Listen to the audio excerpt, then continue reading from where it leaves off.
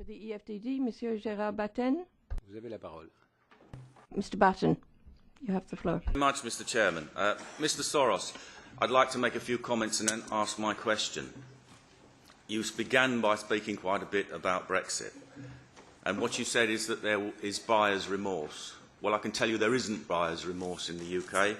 What there is a concerted propaganda effort by the media establishment, the political establishment and the banking and financial establishment to actually try and undermine the result of that referendum, which was very clear. I don't think that you actually get it.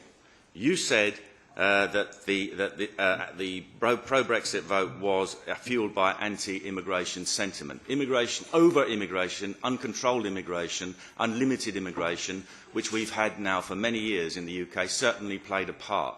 But what this was really about was a pro-democracy vote. People in England and Wales, anyway, voted to get back democratic control of their country. Please try to understand that that's what it was really about. You then said that there were two looming crises, a crisis in the financial markets and a crisis, a military crisis, a military threat crisis. Regarding the financial crisis, yes, we can expect one to be deliberately engineered by the crooks in Goldman Sachs and various other financial institutions, because I predicted that long before the vote ever took place. There is a real crisis looming, however, which has got nothing to do with Brexit. There is a financial crisis which is coming anyway, and that is because the Eurozone and most of the public finances of European countries are nothing but gigantic Ponzi schemes which are heading for a crash. Whether that won't happen because of Brexit, that will happen anyway. That's almost inevitable. The second one was regarding the military threat. The biggest threat to our safety is actually from the European Union and its foreign policy and military pretensions, which are undermining NATO. Contrary to the myth that was put around during the Brexit campaign, the EU has had nothing to do with preserving peace in Europe. That was due to democratisation of countries after the Second World War and the NATO fending off the threat from the old Soviet bloc. Now I come to my question. You said that it was tragic that the budget had been reduced to 1.27% of GDP to fund the European Union.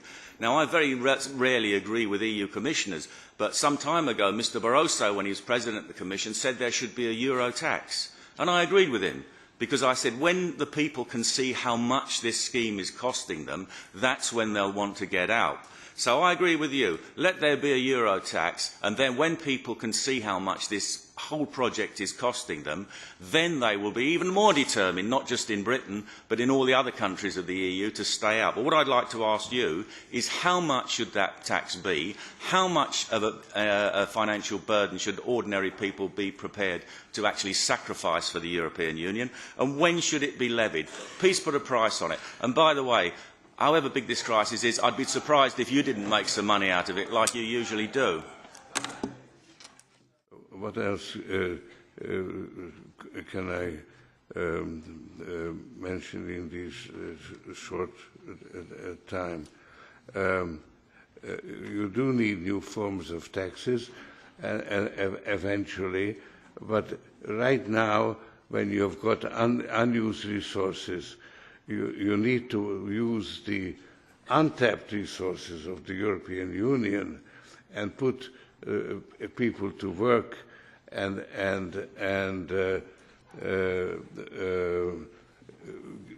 generate growth.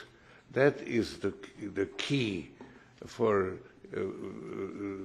solving the issues. I think that's probably all I have time for. Merci, Monsieur Soros. Thank you very much, Mr. Soros.